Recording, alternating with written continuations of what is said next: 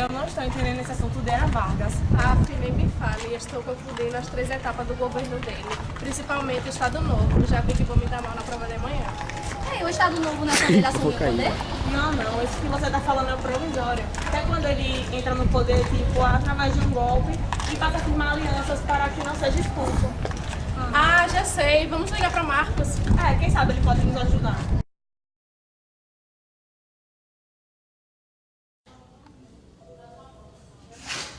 E achei uma reportagem da época, um documentário. Deixa eu ver. Rapaz, que massa.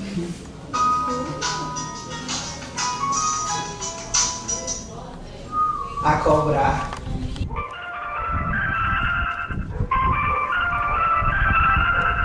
Chamada a cobrar.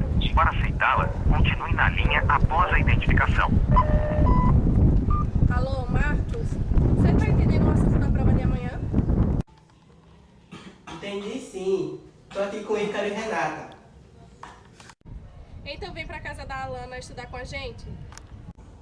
Tá certo, estamos indo. Tá bom, estamos te esperando. Beijinhos. Ora.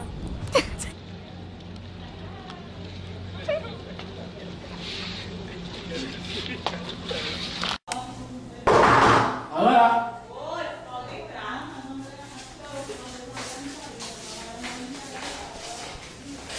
Que bom que vocês chegaram. Vamos mostrar o vídeo aqui, Marcos. Então vamos ver.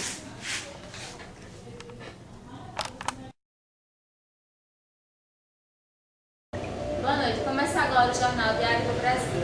Boa noite.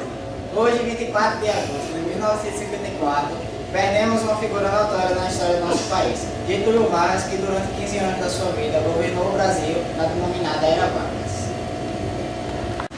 A Era Vargas teve início com a Revolução de 1930, onde expulsou do poder a oligarquia cafeeira e dividiu-se em 3 momentos: o governo provisório de 1930 a 1934, o governo constitucional de 1934 a 1937 e o Estado Novo de 1937 a 1945.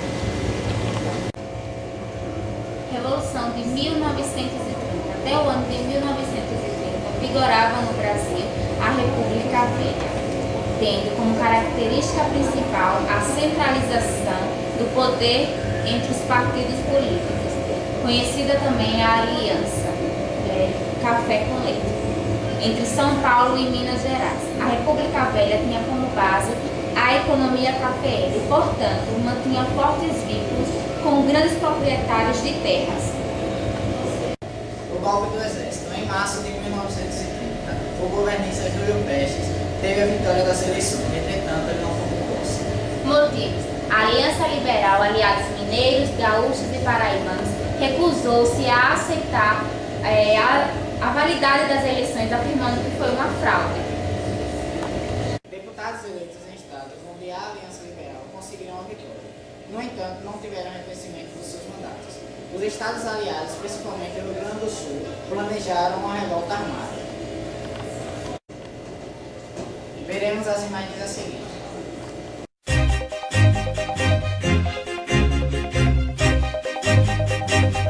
Você sabia?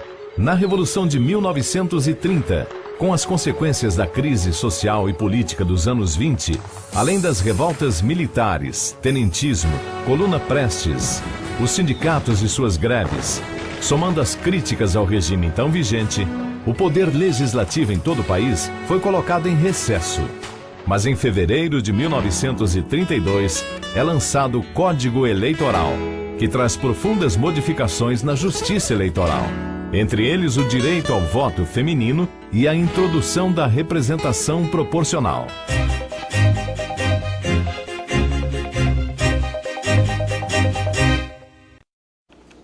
Governo provisório. Foi o período em que Vargas tenta se firmar ao poder, tomando algumas medidas, como a suspensão da Constituição de 1891, o fechamento do poder legislativo e a indicação de interventores militares ligados ao tenentismo para chefiar os governos estaduais. Devido a essas medidas, os fazendeiros, principalmente de São Paulo, perceberam que o governo de Vargas estava se tornando centralizador e fugindo dos seus interesses.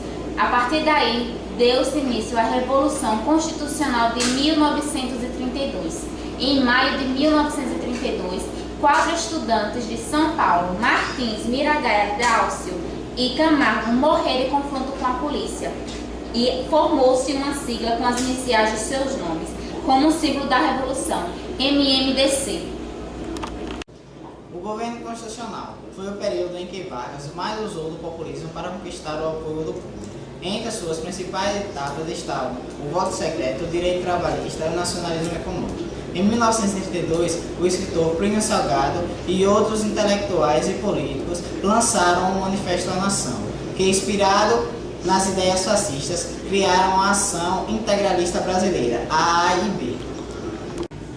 Em contrapartida aos integralistas, surgiram os aliancistas, que eram, em sua grande maioria, socialistas, anarquistas e comunistas.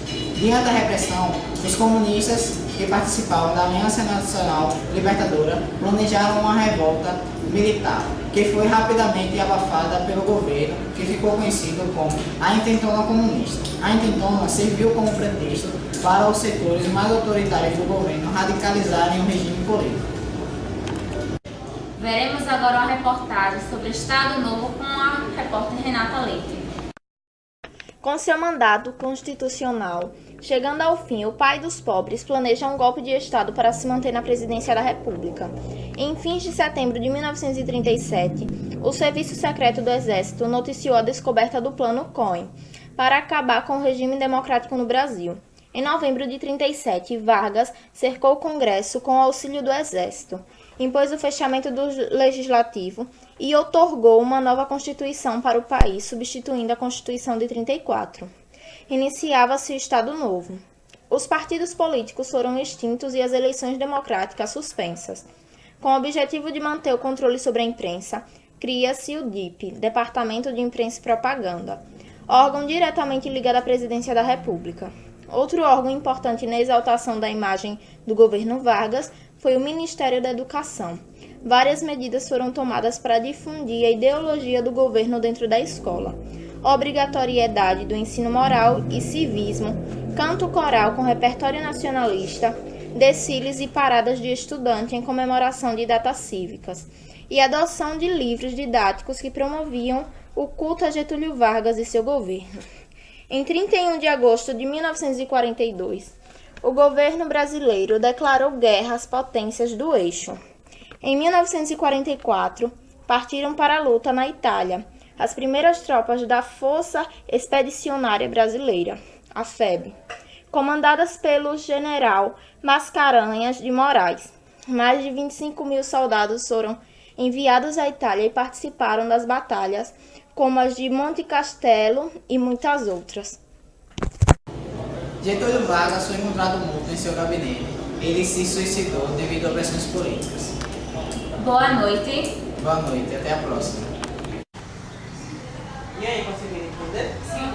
Agora ficou mais fácil de entender que o governo provisório foi quando Vargas assumiu o poder.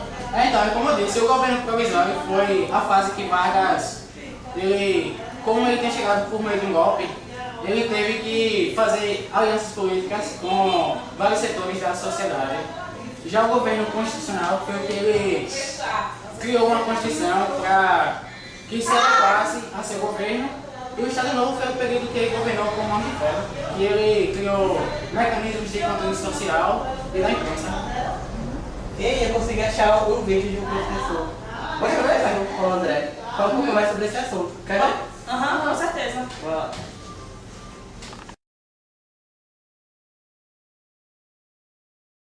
Bem, pessoal, boa tarde. Principalmente a turma do terceiro ano regular e o seu trabalho de história sobre a Era Vargas.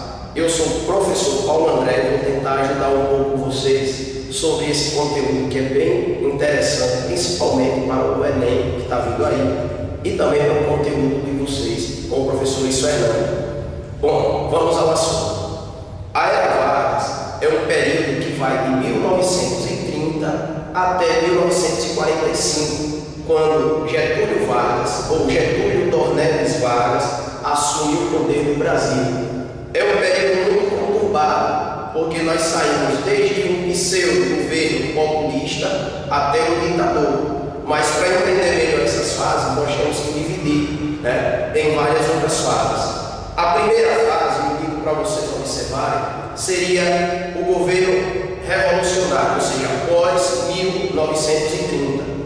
Nesse período, nós vamos perceber a ruptura da política do café com leite. Vocês já sabem, é aquela política famosa entre Minas e São Paulo. Ora um presidente mineiro e um vice paulista, ora um presidente paulista e um vice mineiro. Nessa fase, o presidente Washington Luiz Paulista abriu mão de lançar o seu vice, o mineiro, para lançar um outro paulista, Júlio Prestes.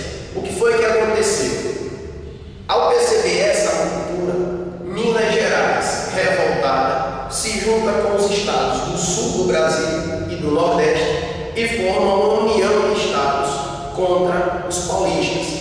Vale lembrar que os paulistas eram compostos por grandes fazendeiros e alguns industriários, é claro, mas prevalecia ainda aquela política, né, do barão do café imposta pelos paulistas. Um outro caso é que, ao fazer essa revolução, o próprio candidato a presidente, que não foi pleiteado na época, Antônio Carlos Dornelles, um político mineiro, falou a célebre frase: façamos a revolução antes que o povo a faça. Ou seja, era um grande período de instabilidade, onde forças políticas opositoras foram de encontro ao governo Washington Luiz. Nisso, desencadeou que no caso militar ainda e político Getúlio Vargas, ele assumisse o poder no dia 30 de outubro de 1930. É assim que Getúlio Vargas chega ao poder. Bem, a segunda fase nós podemos colocá-la entre 1930 a 1940, é a chamada fase do governo provisório de Getúlio Vargas. Ela é caracterizada, primeiro, pelo fechamento do Congresso Nacional, ou seja, após a Revolução veio o imediato fechamento do Congresso para que não houvesse maiores problemas. Logo depois vem a Revolução Constitucionalista, que envolve os políticos paulistas, opositores do governo de Getúlio Vargas, dos federalistas, ou seja, simpatizantes do governo de Getúlio Vargas. Vale lembrar que os federalistas conseguiram vencer os constitucionalistas. A queima do café. Para que a queima do café? Para que houvesse a volta da valorização do café, que nesta época estava desvalorizado. Veio também o fortalecimento do governo federal, dentre outras coisas, por causa da vitória aos constitucionalistas. Veio as leis trabalhistas, que isso é muito importante vocês entenderem, porque foi nas leis trabalhistas de Getúlio que veio a regularização do trabalho infantil e feminino, o descanso semanal remunerado, as férias remuneradas, a jornada de trabalho de 8 horas diárias, ou seja, ele reduziu de uma carga de 10 a 12 para 8 horas, ou seja, que nós temos hoje. Nessa época ele ficou conhecido como o pai dos pobres. Por quê? Porque ele de certa forma favoreceu muito a classe trabalhadora. Uma outra situação fica um pouco complicado de entender, mas a nomeação dos interventores, ou seja, Getúlio Vargas, ele procura pessoas ligadas ao tenentismo, ligadas a ele, e substitui dos políticos, ou seja, dos governadores eleitos democraticamente. Também entra em cena a criação dos ministérios do trabalho, da indústria e comércio, da educação, da saúde e, por fim, ele traz o controle da comunicação e dos sindicatos, que isso também seria quase que um aviso do próximo período que nós vamos ver, que é o período ditatorial, o período do Estado Novo. Agora entra uma terceira fase, que vai de 1934 a 1937, é chamado período constitucionalista.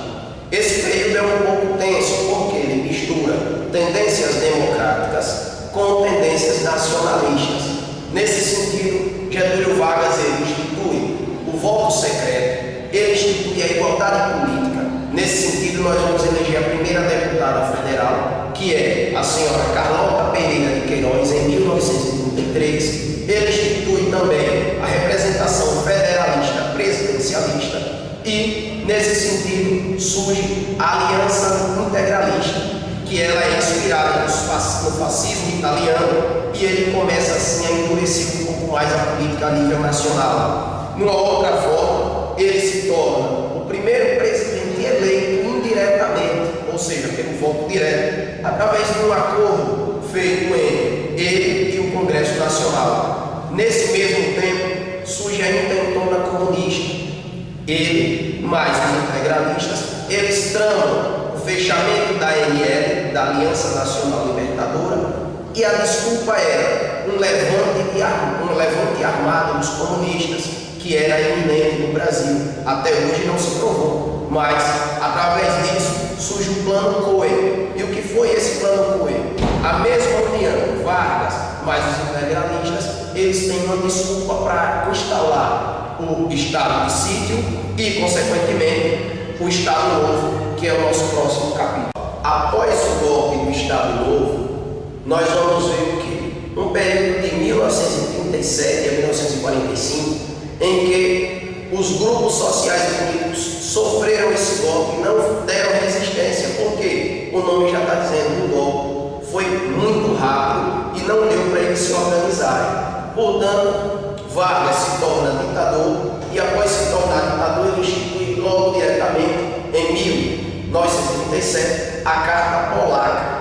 Essa Carta Polaca tinha ideias nazifascistas e a ideia trazida nessa carta era a centralização do poder do Estado brasileiro, a extinção dos partidos políticos, principalmente de oposição a Vargas, e, dentre outras coisas, voltam os interventores e, mais precisamente, a pena de morte, geralmente a pena de morte para os seus inimigos políticos, certo? Então ele cria também o DIP, que é o Departamento de Imprensa e Propaganda, que é encarregado pela censura da época. Cria também o Conselho Nacional do Petróleo, em 1941. Cria a Companhia Siderúrgica Nacional, no mesmo ano, e a Companhia Vale do Rio Doce, que ele tenta fazer o quê? Controlar os produtos minerais, né, de base do Brasil, em incentivo ao setor agrícola e industrial, principalmente de metalurgia e siderurgia. Um outro detalhe é que o Brasil acaba entrando na Segunda Guerra Mundial. Ele escolhe ficar do lado dos aliados, ou seja, Estados Unidos, Inglaterra, França. E nesse caso, o Brasil trai os nazifascistas e se torna vencedor, ganhando vantagens e conseguindo diversos presentes, como por exemplo o empréstimo que fez com que surgisse a usina elétrica de Itaipu, por exemplo. Por último, Vargas, já saindo do poder nessa primeira fase, ele apoia o general Eulípio Gaspar Dutra, que assume o poder e se torna presidente eleito em 1946. Bem, após o término dessa primeira grande fase de Vargas, ao sair do poder, ele volta agora eleito pelo povo, ele volta agora com um prestígio popular. Essa nova época, essa nova fase de Vargas vai de 1951 a 1954. Nessa fase que ele volta democraticamente, ele incentiva os produtos de base. Por exemplo, quem não conhece a Petrobras, ele cria, ele trabalha as políticas nacionalistas. E nesse monopólio da Petrobras, ele ganha mais prestígio e mais poder ainda. Então, ele vem com uma política próxima aos sindicatos, né? Esse populismo dele faz com que ele chegue bem mais próximo ao povo, mas só que esse populismo vem acompanhado de polêmicas, como por exemplo, o caso da Rua Toneleiros, ou seja, a morte do seu principal opositor, Carlos Lacerda. Carlos Lacerda, ele é morto e nas investigações descobrem que Gregório Fortunato, motorista pessoal de Getúlio Vargas, ele foi o assassinato, né, de Carlos Lacerda. Isso fez com que a imprensa, setores militares e setores políticos que não estavam muito gostando das posições de Vargas passem a fazer pressão sobre ele. E essa pressão gera que, em 23 de agosto, setores militares pressionam ele, né, para sair e ele não aceita. Só que nós não sabemos direito, a história não conta direito, mas especulações dizem que Após tanta pressão, Getúlio Vargas prefere, no dia 24 de agosto, né, deixa aquela sua carta histórica e se suicida. Nesse suicídio, ele causa grande comoção ao povo, grande comoção à nação, e uma das suas frases principais, que é utilizada por muitos historiadores, é: deixo a vida para entrar na história. Realmente ele entrou. Vocês acabaram de estudar Era Vargas. Muito obrigado. Tchau. A gente divide em 3 fases e fala. O chamado.